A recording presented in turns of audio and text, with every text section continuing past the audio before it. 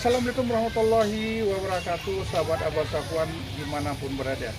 Kita jumpa lagi pada acara yang sama, Pilpres 2024 ya. Hanya tinggal menghitung hari, segala jurus, segala ilmu sudah dimainkan. Tetapi ada yang mulai panik. Ini 02 sudah mulai banyak intrik. Segala macam bentuk cara, haram halal tidak menjadi urusan. Yang penting tujuannya tercapai, memenangkan Pilkada 2024. Seperti apa yang dilakukan 02? Kita tonton video yang satu ini. Panik, Paslon 02 mulai bermain licik. Oleh Sholihin MS, pemerhati sosial dan politik. Perlakuan tidak fair, tidak adil dan intimidatif Jokowi terhadap Paslon 01 dan 03 menunjukkan Paslon 02 yang didukung rezim Jokowi sangat panik. Orang panik biasanya tindakannya membabi buta dan tidak mengindahkan akal sehat, apalagi hati nurani. Kelicikan menjadi jalan yang harus ditempuh untuk menghindari kekalahan. Kepemimpinan bukan lagi menanggung amanat Allah dan rakyat, tetapi sebagai tujuan memuaskan hawa nafsu. Walaupun secara realita di lapangan elektabilitas Prabowo Gibran sangat rendah, tetapi dengan permainan kelicikan mereka, digiring oleh lembaga-lembaga survei pelacur, selalu ditempatkan di urutan pertama. Prabowo sendiri tampaknya akan tutup mata terhadap permainan curang dari Jokowi, yang menyalahgunakan kekuasaannya. Jokowi adalah barbar yang tidak mau mengikuti aturan apapun juga.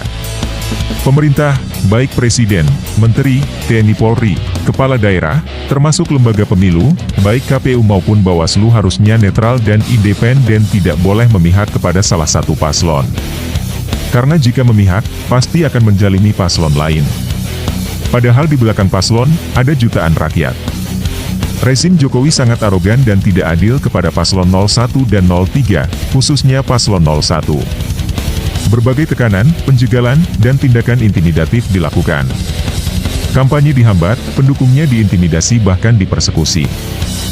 Pembatalan kampanye Amin secara sepihak dan mendadak oleh 6 kepala daerah diduga karena ada tekanan dari pemerintah pusat.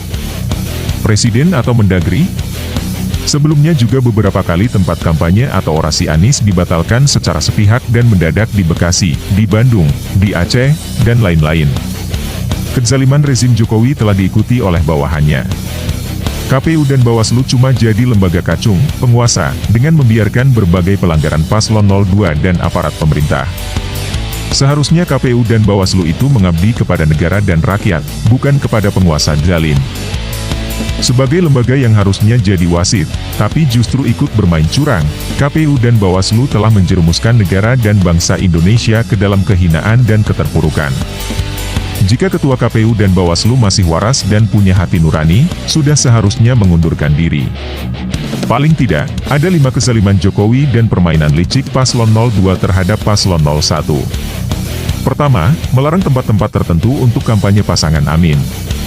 Ketua Dewan Penasihat Tim Hukum Nasional THN Amin, Hamdan Zulfa, menyebutkan ada 6 kali pembatalan acara paslon nomor urut 1 itu di beberapa daerah, yakni di Aceh, Bekasi, Pekanbaru, Ciamis, Tasikmalaya, Bandung, dan Nusa Tenggara Barat, NTB.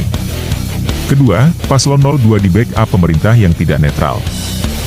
Jokowi walaupun pernah menyatakan semua aparat TNI Polri, kepala daerah, dan ASN harus netral, tapi pada faktanya sangat tidak netral dan berlaku licik dengan melanggar undang-undang pemilu, demi memenangkan Gibran, anak yang belum layak jadi cawapres karena under capacity dan under qualification. Ketiga, KPU dan Bawaslu nyata sekali terlalu memihak dan melindungi paslon 02.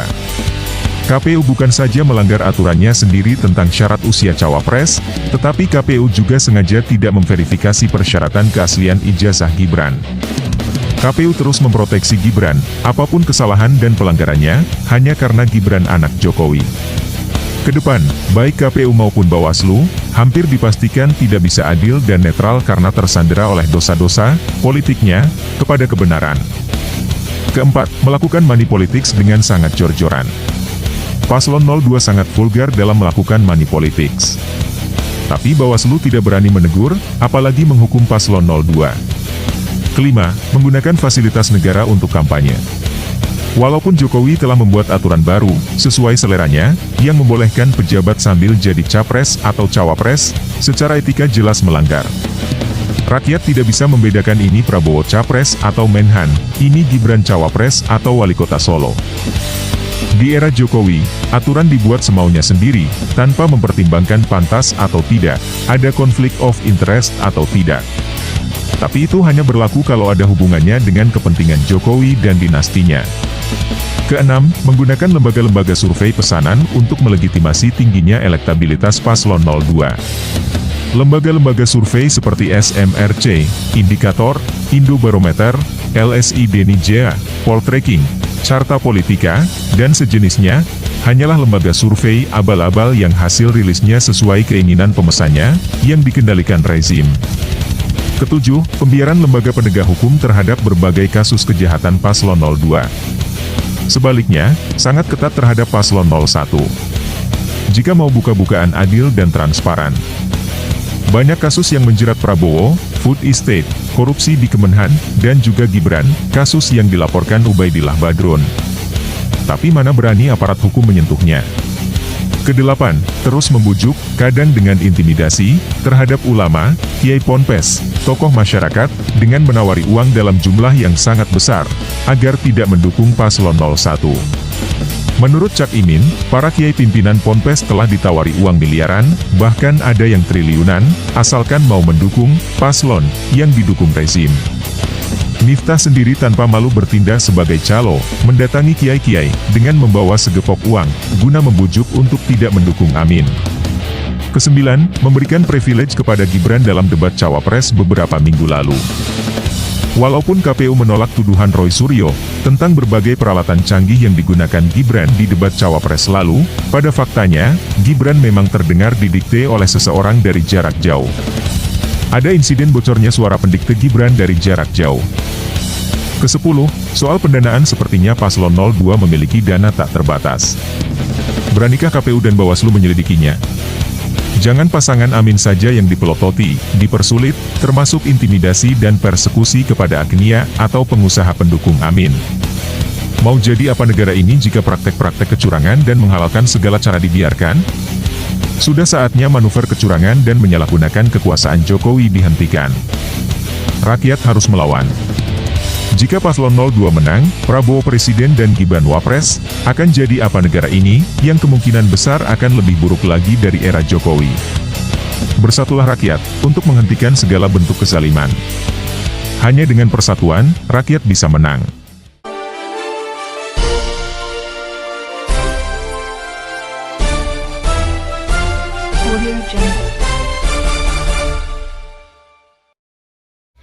Baik teman sahabat, sudah kita tonton video yang satu ini, terlihat permainan itu sudah tidak jujur lagi. Kecurangan sudah dipelupuk mata dan mereka bermain secara terang-terangan.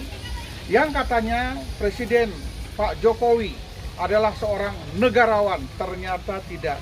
Beliau memilih presiden yang 2024 ke depan tidak lagi mencari siapa yang terbaik, tapi bagaimana anaknya bisa menjadi salah satu pemimpin Indonesia ke depan. Sehingga Pak Jokowi ini memanfaatkan apa yang ada di sekelilingnya, apa yang ada di bawah kekuasaannya, semuanya dikendalikan demi untuk memenangkan anaknya sendiri. Katanya tidak cawe-cawe, tetapi ada beberapa hal yang beliau pernah sampaikan. Kalau cawe-cawe untuk keluarga, untuk anak sendiri itu tidak masalah. Dan ini sudah melihat kecurangan-kecurangan itu di depan mata dan secara terang-terangan. Teman, sahabat, Abah Safwan dimanapun berada, manfaatkan 30 hari ini. Segera rapatkan barisan seluruh relawan-relawan Anies. Jangan lagi pernah memikirkan masalah baliho, tidak lagi memikirkan masalah spanduk-spanduk. Yang penting bagaimana kita konsen merapatkan barisan memenangkan Anies Baswedan. Ingat, perjuangan itu tidak akan sia-sia jika kita bisa bersama memenangkan Anies Baswedan satu putaran. Jangan khawatir, kita masih ada Allah. Makar Allah akan berjalan dan Allah akan menunjuk orang yang terbaik untuk menjadi Presiden Republik Indonesia ke depan. Bismillahirrahmanirrahim. Mudah-mudahan Anies jadi presiden satu putaran. Assalamualaikum warahmatullahi wabarakatuh.